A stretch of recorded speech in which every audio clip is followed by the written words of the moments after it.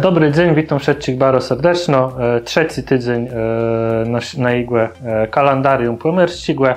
Dziś o datę 15 do 21 stecznika. No i 15 stecznika zaczynamy od 20 lat igłę. W 1935 roku oficjalnie zaczęła działanie pomorskie rozgłośnie Polskiego Radia, czyli rozgłośnia pomorska Polskiego Radia.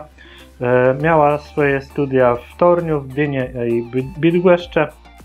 No i prezentowała audycję między innymi w Kaszebach i w kaszebskim języku, co też było dość ważne, bo to w czasie międzywojenowym.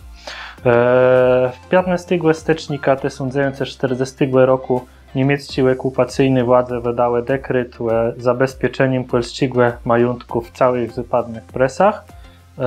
Zabezpieczenie wtedy zagwarantowanie tego majątku dla siebie. 16 stycznia w 1987 roku w Lambergu powstało kaszebskie Karno Lewino. To nie jest to samo Lewino, jakie jest w gminie Lenia. No jest to jedna z historycznych, pewno historycznych pozwów Lamberga, stąd taka nazwa. I czerował tym Karna Jon Formela. 17 stycznia 1920 roku polskie wojsko dowodzone przez Józefa Hallera zaczęło przejmowanie Gdyńskiego Pomorza od Niemców. 18 stycznia w 1380 roku przez krzyżacki zakon założył Gdyńskie Młode Miasto, no i dostało wtedy też gardowi prawa.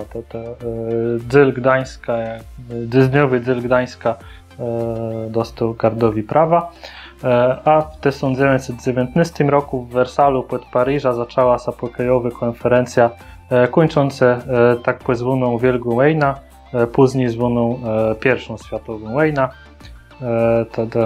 To wydarzenie, jakie było przed tym przejmowaniem Pomorza przez Halerczyków 18 stycznia. Z 19 stycznia w 2005 roku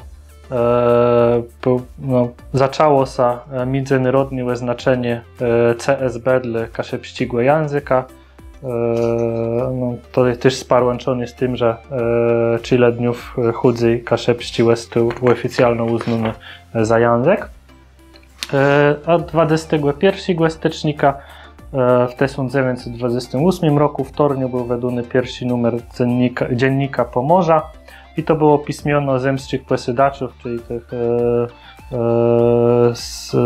ledzy jacy się wywodzili ze szlachty.